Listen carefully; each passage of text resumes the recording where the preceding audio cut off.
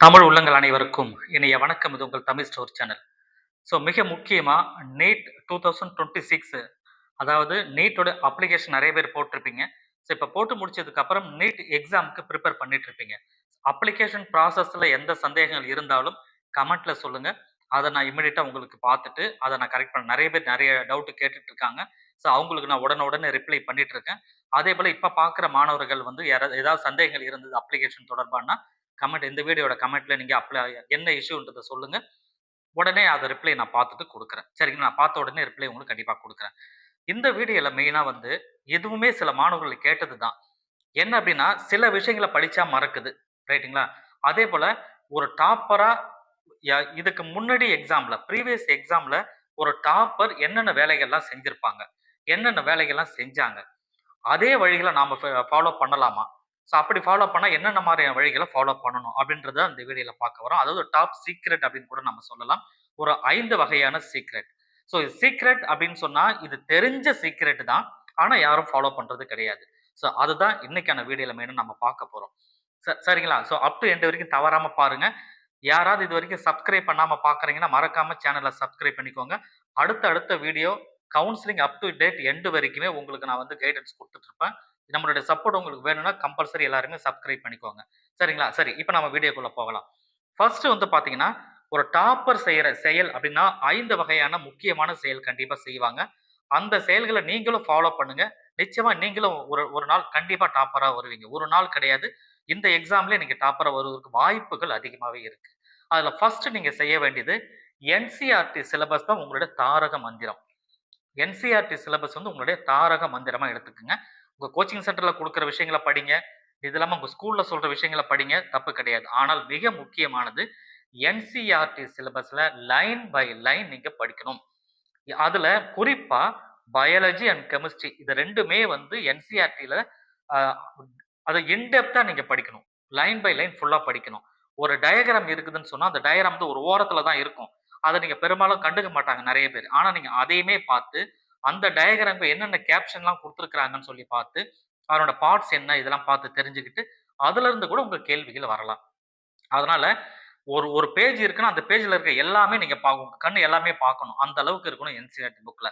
இது வந்து first thing. இது வந்து டாப்பர் செய்ற விஷயத்த தான் நாம சொல்லிட்டு இருக்கோம். அடுத்தது ஸோ ஆக்டிவ் ரீகால் அது ரொம்ப முக்கியமானது. ஆக்டிவ் ரீகால் எல்லாமே நோட் பண்ணி வச்சுட்டு தான் உங்களுக்கு நான் தனித்தனியா ஏன்னா மிஸ் ஆயிடக்கூடாதுன்றதுக்காக நான் சொல்றேன். ஆக்டிவ் ரீகால் ஆக்டிவ் ரீகால்னா என்ன? நீங்க வந்து படிக்கிறீங்க. இன்னைக்கு ஒரு சப்ஜெக்ட் படிக்கிறீங்க, ஒரு கொஸ்டின் படிச்சு முடிக்கிறீங்க, ஒரு டாபிக் படிக்கிறீங்க அப்படின்னு சொன்னா, இத படிச்சு இன்னையோட முடிஞ்சிறது கிடையாது கண்டிப்பா. இத வந்து ரீகால் பண்ணணும், ரிவைஸ் பண்ணணும். எப்படி பண்ணணும்? ஒரு அடுத்த நாளோ, அல்லது 1 வாரம் கழிச்சோ, அல்லது 3 நாட்கள் கழிச்சோ, இத மறுபடியும் ஒரு தடவ பொதுவா இந்த டாப்பர் பண்ற வேலை என்ன தெரியுங்களா? ஃபர்ஸ்ட்டு இன்னைக்கு அவங்க படிக்கிறாங்க அப்படின்னு சொன்னா, இன்னைக்கு என்ன படிச்சாங்களோ, இத இன்னைக்கு நைட்டே வந்து ரீகால் பண்ணுவாங்க. எப்ப ரீகால் அப்படின்னா, நைட்டு படுக்கும்பொழுது ப ந படுத்ததுக்கு அப்புறம், பெட்ல படுத்ததுக்கு அப்புறம் கூட, இன்னைக்கு நம்ம என்னென்னலாம் படிச்சோம்னு மைண்ட்ல அந்த ரீகால் ஓடிட்டே இருக்கும். இதுதான் டாப்பர்ஸோட மிக மிக முக்கியமானது. ஏன்னா, காலையில இத படிச்சோம், மதியம் இத படிச்சோம், அப்புறம் இத எழுதணும், இந்த மாரி தப்பு வந்து இத நம்ம சரி பண்ணோம் அப்படின்னு சொல்லி, நீங்க ரீகால் பண்ணணும். ரைட்டுங்களா? இந்த ரீகால்ன்றது இன்னைக்கு படிச்சத அன்னைக்கு நைட் ரீகால் பண்றது. 3 டேஸ் கழிச்சு அதையே மறுபடியும் ரீகால் பண்றது. 1 வீக் கழிச்சு நீங்க படிச்ச எல்லாத்தையுமே சேர்த்து ரீகால் பண்றது. இந்த மாரி ரீகால கரெக்ட்டா பண்றீங்க அப்படின்னு சொன்னா, இது வந்து லாங் டெர்ம் மெமரிக்கு அது ரொம்ப யூஸ் ஆகும். சரிங்களா? லாங் டெர்ம் மெமரிக்கு அது ரொம்ப யூஸ் ஆகும். மறக்காது மிக முக்கியமா. ஸோ அதனால நீங்க அத பார்த்துக்கணும். சரிங்களா? அடுத்தது மிஸ்டேக்ஸ் நோட்ஸ். இத நானுமே சொல்லியிருக்கேன். டாப்பருமே அதான் சொல்றாங்க. Mistakes note. அதாவது ஒரு நார்மல் ஸ்டூடண்ட்டுக்கும், ஒரு டாப்பருக்கும் உள்ள வித்தியாசம் என்னன்னா, இங்க தான் வந்து வித்தியாசப்படுது. மிஸ்டேக்ஸ் நோட் அப்படின்னு யாருமே போடுறதில்ல. இந்த டாப்பர் கண்டிப்பா போடுறாங்க. அதனால தான் அவங்க வந்து ஜெயிக்கிறாங்க. ஏன்னா, தவறு நம்ம எங்க செஞ்சோம், தப்பு எங்க நடந்தது நமக்கு தெரிஞ்சா மட்டும் தான், அந்த தவற நம்மளால திருத்த முடியும். கரெக்ட்டுங்களா? அதனால தான் மிஸ்டேக் நோட்ட போடணும். அப்ப என்னன்னா, எங்க மிஸ்டேக் நடக்கும்? படிக்கும்போது மிஸ்டேக் வராது. எப்போ ஒரு மார்க் டெஸ்ட் எழுதுறீங்க, ஒரு எக்ஸாம் எழுதி பார்க்குறீங்க அப்படின்னா தான், அந்த இடத்துல மிஸ்டேக் வரும். அந்த எக்ஸாமே கூட நீங்க அந்த 3 மணி நேரம் கரெக்ட்டா எழுதணும்ன்றது முக்கியம். அதே நேரத்துல ஒரு ஓஎம்ஆர் ஷீட்ல எழுதி தான் நீங்க பிராக்டிஸ் பண்ணணும். எக்ஸாம் அப்படின்னாவே ஒரு ஓஎம்ஆர் ஷீட்ல தான் எழுதி பிராக்டிஸ் பண்ணணும். ஆன்லைன்ல ஓஎம்ஆர் ஷீட் கிடைக்குது. வாங்கி ஜெராக்ஸ் போட்டு வச்சுக்கங்க. ரைட்டுங்களா? கொஸ்டின் பேப்பர் வச்சுக்கங்க. நீங்க எழுதுங்க. பிராக்டிஸ் பண்ணி பபிள் ஷேட் பண்ணி பிராக்டிஸ் பண்ணுங்க. அந்த 3 மணி நேரம் வேணும்ன்றதுக்காக நான் சொல்றேன். ரைட்டுங்களா?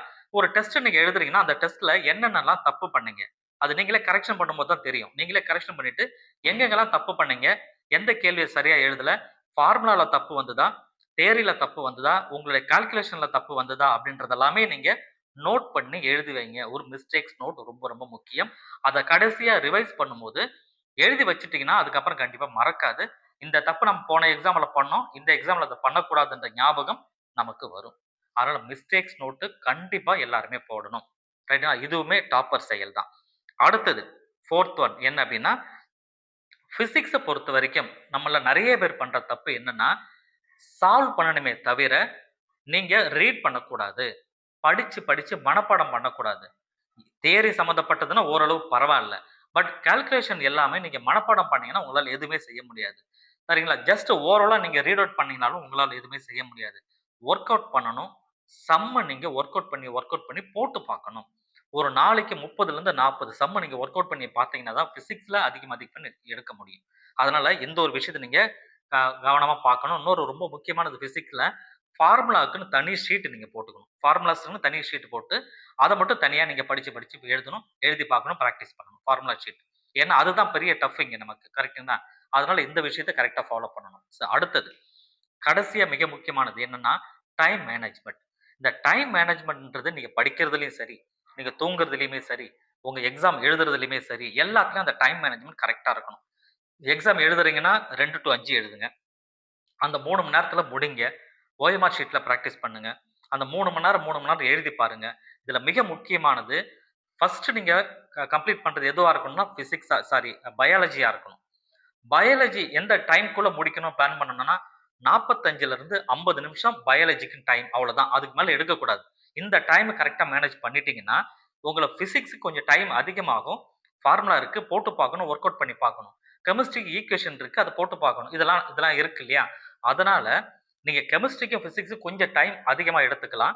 டைம வந்து நீங்க பயாலஜிக்கு 45லிருந்து 50 நிமிஷத்துக்குள்ள பயாலஜிய முடிச்சீங்கன்னா தான், மீதி இருக்கிற 2 சப்ஜெக்ட்க்கு உங்களுக்கு டைம் கிடைக்கும். இந்த டைம ஃபாலோ பண்ணணும். எக்ஸாம 3 மணி நேரம் கம்பல்சரி எழுதி பார்க்கணும். அதுக்கு மேல போகக்கூடாது. அதுக்குள்ள குளோஸ் பண்ண பார்க்கணும். நீங்களே கரெக்ஷன் பண்ணி பார்க்கணும். இந்த மாரி இதெல்லாம் நீங்க கரெக்ட்டா பண்ணீங்கன்னாவே, ஓரளவு போதுமானது. மிக மிக முக்கியமா, நீங்க 12 மணி நேரம் கண்ணு முழிச்சு படிக்கிறத விட, 6லிருந்து 8 மணி நேரம் கன்டினியூவா நீங்க படிச்சீங்கன்னாவே போதுமானது. அதாவது கன்டினியூவான்னு சொன்னா, முழு ஈடுபாடோட எந்த ஒரு வெளியில எங்கேயுமே போகாம கன்டினியூவா படிப்புல மட்டுமே கவனம் செலுத்தி ஒரு 6லிருந்து 8 மணி நேரம் படிச்சா கூட போதும். 12 மணி நேரம் படிக்கணும்னு அவசியம் கிடையாது. இந்த விஷயங்கள பண்ணுங்க. இது எல்லாமே யார் பண்ணுது? டாப்பர்ஸ் பண்ண டாப் 5 எக்ஸாம் டிப்ஸ் அவ்வளோதான். சரிங்களா? அததான் இப்ப நான் உங்களுக்கு சொல்லியிருக்கேன். நான் சொன்ன விஷயங்கள்ல ஏதாவது சந்தேகங்கள் இருந்தது, உங்களுக்கு மாற்று கருத்துக்கள் ஏதாவது இருந்ததுன்னா, கமெண்ட்ல சொல்லுங்க. அதையுமே என்னன்னு நாம செக் பண்ணிக்கலாம். இந்த வீடியோவ உங்க ஃப்ரெண்ட் எல்லாருக்கும் ஷேர் பண்ணிக்கோங்க. Thank you.